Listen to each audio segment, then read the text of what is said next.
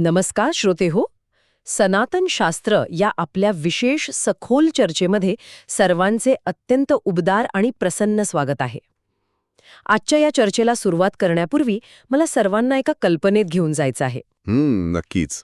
कल्पना करा, असा एक अवघा 21 वर्षांचा तरुण ज्याने समाजाचा प्रचंड तिरस्कार आणि बहिष्कार सहन केला, ज्याच्या आईवडिलांना अपमानित होऊन प्राणत्याग करावा लागला. अगदी अंगावर काटा आणणारी परिस्थिती होती ती. हो ना. तरीही इतकं सगळं घडूनही ज्याच्या मनात जगाबद्दल 1% कटुता निर्माण झाली नाही. उलट त्याने संपूर्ण महाराष्ट्राची आध्यात्मिक जाणीव कायमची बदलून टाकली. खरे.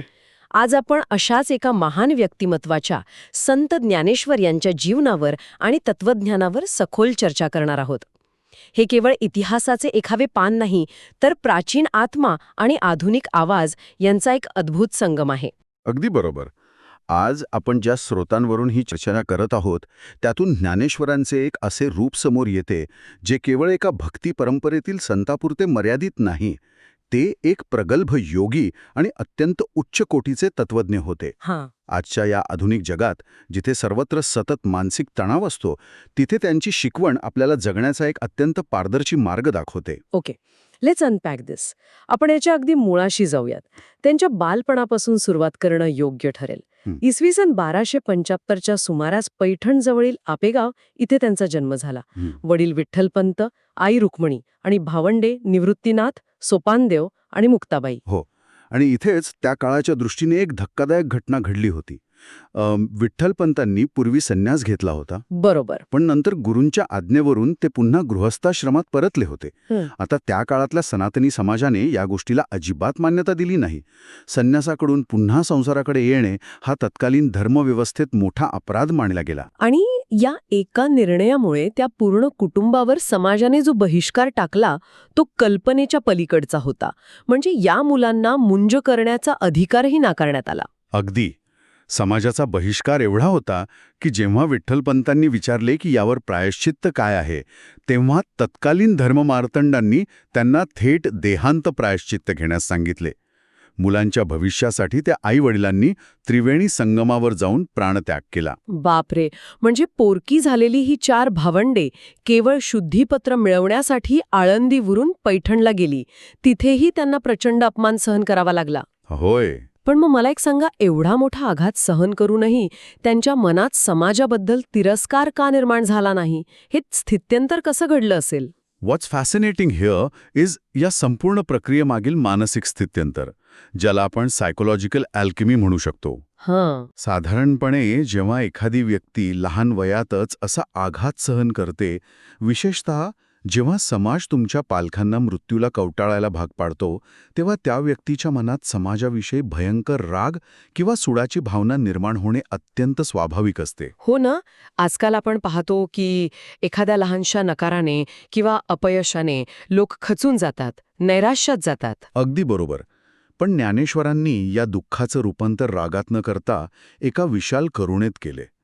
त्यांनी समाजाप्रती असलेला आपला ऋणानुबंध कधीच तोडला नाही. हे कोणत्याही चमत्कारापेक्षा कमी नाही.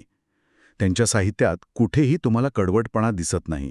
दिसते ती फक्त क्षमाशीलता. हे खरोखरच अंगावर काटा आणणारं आहे. स्वतःच्या दुःखातून जगासाठी अमृत निर्माण करणं. Here's where it gets really interesting. यातूनच पुढे एका महान ग्रंथाची निर्मिती झाली. नेवासा इथे वयाच्या अवघ्या 16व्या वर्षी त्यांनी ज्ञानेश्वरी, ज्याला भावार्थ दीपिका म्हटले जाते, तिची रचना केली. होय. ज्या समाजाने त्यांना वाळीत टाकलं, त्याच समाजासाठी त्यांनी ज्ञानाची कवाडे खुली केली. नक्कीच. आणि या घटनेचे ऐतिहासिक आणि सामाजिक महत्त्व आपण समजून घेतले पाहिजे.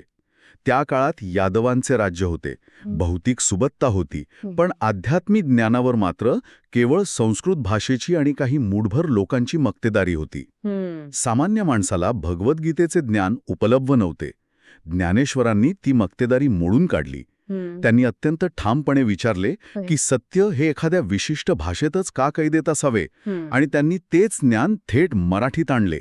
ज्ञानेश्वरीचं हे कार्य म्हणजे खऱ्या अर्थाने ज्ञानाचं विकेंद्रीकरण किंवा लोकशाहीकरण होते असं म्हणता येईल का?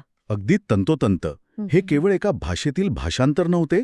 त्यांनी क्लिष्ट तत्वज्ञान मांडताना शेतीचे दाखले दिले, निसर्गाच्या प्रतिमा वापरल्या. जसं एखाद्या अत्यंत क्लिष्ट अशा कोडिंगला एखाद्या तज्ज्ञाने सर्वसामान्यांना समजेल अशा सोप्या भाषेत डिकोड करावे, अगदी तसंच ज्ञानेश्वरांनी वेदांताचे केले. क्या बात आहे. आपण असे म्हणू शकतो की त्यांनी ज्ञानाची पवित्र गंगा थेट सामान्य शेतकऱ्याच्या अंगणात आणून सोडली. क्लिष्ट तत्वज्ञान घरातील माता भगिनींच्या रोजच्या जगण्याशी जोडले गेले. माझा मराठाची बोलू कवतिके, परी अमृतातेही पैजा जिंके, असा सार्थ अभिमान त्यांनी बाळगला. हे ऐकताना खरोखरच एक वेगळीच ऊर्जा जाणवते, पण त्यांच्या या तत्वज्ञानाबद्दल बोलताना आपल्याला त्यांच्या विचारांमधील वेगळेपण नक्कीच समजून घ्यायला हवं. बरोबर आहे. त्यांच्या लेखनात नाथ संप्रदाय, अद्वैत आणि वारकरी भक्ती यांचा एक अत्यंत अनोखा संगम पाहायला मिळतो. पारंपरिक संन्यास आणि ज्ञानेश्वरांचा मार्ग यात मग नेमका काय फरक उरतो? हा खूप महत्वाचा दुवा आहे. पारंपरिक अद्वैत तत्वज्ञानामध्ये अनेकदा जगाला माया किंवा खोटे मानले जाते. जग हे एक भ्रम आहे असे सांगितले जाते. पण ज्ञानेश्वर जगाला माया किंवा खोटे मानत नाहीत. अच्छा. त्यांच्या मते हे जग म्हणजे चैतन्याचाच एक सुंदर आविष्कार आहे. त्या जगाला नाकारत नाहीत. इथे आपण ब्रह्मा आणि आत्मा या संकल्पना समजून घेतल्या पाहिजेत. हां. ज्ञानेश्वर अतिशय सुंदर उदाहरण देतात. ते म्हणतात की लाट आणि समुद्र हे दोन वेगळे नाहीयेत. लाट ही समुद्राचाच एक भाग आहे. अगदी त्याचप्रमाणे जीव आणि शिव हे एकच आहेत. दिस रेजेस अन इम्पॉर्टंट क्वेश्चन. म्हणजे सर्वस्व सोडून रानात जाण्याची किंवा जगाचा त्याग करण्याची गरज नाही. जर सर्वत्र चैतन्यच आहे तर संसारातील प्रत्येक कृती हीच ईश्वराची पूजा होऊ शकते. याच विचारातून त्यांनी योग आणि भक्ती यांचा समन्वय साधला असावा. होय, त्यांची पाळेमुळं नाथ परंपरेतील योगामध्ये होती, पण त्यांनी भक्तीचा मार्ग अधिक जवळचा मानला. ज्ञानेश्वरांच्या मते प्रेमाशिवाय असलेलं ज्ञान हे अत्यंत कोरडे आणि रुक्ष असते. केवळ बौद्धिक ज्ञानाने माणसात अहंकार निर्माण होण्याची शक्यता असते. आणि दुसरीकडे योग्य आकलनाशिवाय असलेली भक्ती ही आंधळी आणि कर्मठ होऊ शकते. म्हणूनच ज्ञान आणि भक्ती एकमेकांशिवाय अपूर्ण आहेत असं ते मानतात. अगदी बरोबर. जेव्हा ज्ञान आणि भक्ती एकत्र येतात तेव्हाच खऱ्या अर्थाने अध्यात्म पूर्णत्वाला जाते. बुद्धीची कुशाग्रता आणि हृदयाचा ओलावा या दोन्ही गोष्टी माणसाला लागतात. भक्ती म्हणजे केवळ डोळे मिटून बसणे नाही, तर डोळे उघडून सर्व जगामध्ये त्या ईश्वराचे रूप पाहणे आहे. ज्ञान आणि भक्तीचं हे अद्वैत खरोखरच जगण्याला एक वेगळाच अर्थ देतं. यानंतर आपण एका अत्यंत गूढ आणि प्रगल्भ अशा ग्रंथाकडे वळायला हवा. अमृतानुभव हा तो ग्रंथ. हा ग्रंथ थेट त्यांच्या स्वअनुभवातून आला आहे. हो, अमृतानुभव हा ग्रंथ म्हणजे ज्ञानेश्वरांच्या प्रगल्भतेचा कळस आहे. तो केवळ भक्तिमार्ग नाही, तर ते एक अत्यंत प्रगल्भ तत्वज्ञान आहे. यामध्ये ज्ञानेश्वरांनी भाषा आणि अनुभव यांच्याही पलीकडचं जग मांडले आहे. आपण सहसा म्हणतो की अनुभव घेणारा आणि अनुभवली जाणारी गोष्ट असे दोन भाग असतात, ज्ञाते आणि ज्ञेय. पण ज्ञानेश्वर हे द्वैतच मोडून काढतात. पण एक सांगा, जर सर्वच एक आहे तर मग या एकत्वाला आपण शब्दांत कसे सांगणार? हाच तर अमृतानुभवाचा गाभा आहे. त्यांच्या विचारांची प्रगल्भता इतकी महान आहे की ते म्हणतात ब्रह्मा या तत्वाला एक म्हणणे हे देखील कसे द्वैत आहे. म्हणजे एक म्हटलं की दोन आलं? अगदी बरोबर. कारण जेव्हा आपण एखाद्याला एक म्हणतो तेव्हा नकळतपणे तिथे दोनची शक्यता निर्माण होते. जे परिपूर्ण आहे त्याला आकड्यांमध्ये कसे मोजणार? ही अत्यंत उच्च पातळीवरची अद्वैत अवस्था आहे. शब्दांच्या पलीकडची शांतता. शब्दांच्याही पलीकडे जाऊन अस्तित्वाला समजून घेणे हे मती गुंग करणारे आहे. आता आपण त्यांच्या सखोल तत्वज्ञानाबद्दल बोलतोय, तर त्यांच्याबद्दल सांगितला जाणाऱ्या चमत्कारांचा उल्लेख केल्याशिवाय ही चर्चा पुढे जाऊ शकत नाही. हो, त्या कथा खूप प्रसिद्ध आहेत. आपण लहानपणापासून ऐकत आलो आहोत की पैठणला ज्ञानेश्वरांच्या कृपेने रेड्यामुखी वेदमंत्र म्हणतात आणि चांगदेवांसाठी त्यांनी निर्जीव भिंत चालवली. या कथांचा नेमका अर्थ कसा लावायचा? या कथांकडे केवळ चमत्कार म्हणून न पाहता त्यामागील सखोल रूपक उलगडणे खूप महत्वाचे आहे. जेव्हा ते रेड्यामुखी वेदमंत्र म्हणतात ती कथा आपल्याला हेच सांगते की चैतन्य हे सर्वत्र आहे. ती केवळ विशिष्ट वर्गात किंवा मानवातच नाही, तर एका साध्या प्राण्यातही तेच ब्रह्म सामावलेलं आहे. हा त्या काळातील विषमतेवरचा एक शक्तिशाली प्रहार होता. आणि ती चालत्या भिंतीची कथा. चांगदेव हे तर स्वतः एक महान योगी होते असं म्हणतात. होय, ज्यांना आपल्या सिद्धींचा प्रचंड अहंकार होता. त्यांच्यासमोर ज्ञानेश्वर आणि भावंडे एका निर्जीव भिंतीवर बसून ती भिंत चालवत पुढे गेले. इथे भिंत ही जड वस्तू आहे आणि चांगदेव हे सिद्धींच्या अहंकाराचे प्रतीक आहेत. अच्छा. यातून हे सिद्ध होते की निसर्गाच्या जड वस्तूंमध्येही चैतन्य निर्माण करण्याची ताकद एका अहंकाररहित जाणीवेमध्ये असते. अहंकाररहित अवस्था ही सिद्धींपेक्षा नेहमी मोठी असते. आणि इथे मुक्ताबाईंचा उल्लेखही खूप महत्वाचा ठरतो. मुक्ताबाईंनी चांगदेवांचे कोरे पत्र वाचून म्हटले होते की 1400 वर्ष जगूनही हा योगी कोराच राहिला. अगदी बरोबर. 13व्या शतकातील त्या पुरुषप्रधान संस्कृतीतही मुक्ताबाईंची आध्यात्मिक पातळी ज्ञानेश्वरांच्या बरोबरीची मानली गेली. ताटीचे अभंग आठवा?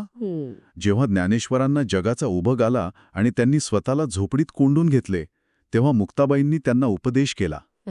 एका बहिणीने भावाला, एका स्त्रीने एका महान योग्याला संताची खरी लक्षणे समजावून सांगितली. हो, जगाचा राग गिळून त्याला प्रेमाने सावरणे हे संताचे काम आहे, हे त्यांनी अत्यंत नाजूकपणे समजावून सांगितले.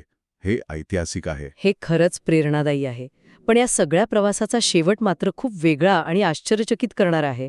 वयाच्या अवघ्या 21व्या वर्षी जेव्हा त्यांच्या कार्याला प्रचंड उधाण आले होते, तेव्हा त्यांनी आळंदीत संजीवन समाधी घेण्याचा निर्णय घेतला. हो. आजच्या काळात 21व्या वर्षी मुले नुकतीच जगाची ओळख करून घेत असतात आणि ज्ञानेश्वरांनी इतक्या लहान वयात जगाचा निरोप घेतला, हे अकल्पनीय आहे. If we connect this to the bigger picture, तर आपल्याला समजेल की ही संजीवन समाधी म्हणजे कोणतेही नैराश्य किंवा पलायनवाद नव्हता.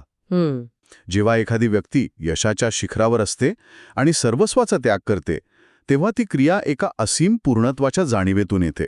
त्यांचे कार्य आता पूर्ण झाले आहे याची त्यांना जाणीव झाली होती. त्यांनी ध्यानावस्थेत जाणीवपूर्वक आपले जीवन संपवले. आणि त्यांनी जे समतेचे बीज पेरले ते पुढे खूप मोठे झाले. वारकरी संप्रदायाच्या माध्यमातून सर्व जाती धर्माचे लोक एकत्र येऊ लागले. ही केवळ एक धार्मिक चळवळ नव्हती, तर एक सामाजिक क्रांती होती. अगदी तंतोतंत. भक्तीचं जे लोकशाहीकरण झाले, त्यामुळे समाजात आध्यात्मिक समतेची भावना निर्माण झाली. आणि सर्वात महत्त्वाची गोष्ट म्हणजे या समतेच्या विचारामुळेच पुढे छत्रपती शिवाजी महाराजांच्या काळात राजकीय आणि सामाजिक अस्मितेची बीजे रोजण्यासाठी एक भक्कम सांस्कृतिक जमीन तयार झाली. So what does this all mean? या सर्व सखोल चर्चेचा शेवटी अर्थ काय निघतो? श्रोत्यांसाठी एक अत्यंत विचार देणारा संदेश आहे. मुक्ती मिळवण्यासाठी किंवा आध्यात्मिक उन्नतीसाठी या जगाचा त्याग करण्याची कोणतीही गरज नाही. या जगातच, आपल्या याच दैनंदिन जीवनात ईश्वराला इतक्या पूर्णत्वाने पहा की त्याबाहेर काहीच उरणार नाही. अगदी सत्य. परमेश्वर आणि हे जग वेगळे नाही. संकटे, दुःख, यश, अपयश या सगळ्यांमध्ये तेच एक चैतन्य सामावलेले आहे. ही दृष्टी मिळणे म्हणजेच खऱ्या अर्थाने ज्ञानेश्वरांचं तत्वज्ञान जगणे होय. आजची ही सखोल चर्चा निश्चितच सर्वांना अंतर्मुख करणारी ठरली असेल. आता जाता जाता आपण सर्व श्रोत्यांना एका विचारासोबत सोडून जाऊया. श्रोत्यांनी स्वतःच्या जीवनातील कठीण प्रसंगांचे किंवा नकाराचे रूपांतर करुणेत आणि शांततेत कसे करता येईल याचा नक्की विचार करावा. आपले विचार आम्हाला कमेंट्समध्ये नक्की सांगा. नक्कीच. आजचा हा भाग तुम्हाला आवडला असेल तर तुमच्या प्रियजनांसोबत नक्की शेअर करा आणि सनातन शास्त्र या आपल्या ज्ञानयात्रेला सबस्क्राईब करायला विसरू नका. अशाच नवनवीन विषयांवर विचारमंथन करण्यासाठी पुन्हा भेटूया. तोपर्यंत स्वतःची काळजी घ्या, सर्वांशी प्रेमाने वागा आणि सकारात्मक रहा. धन्यवाद.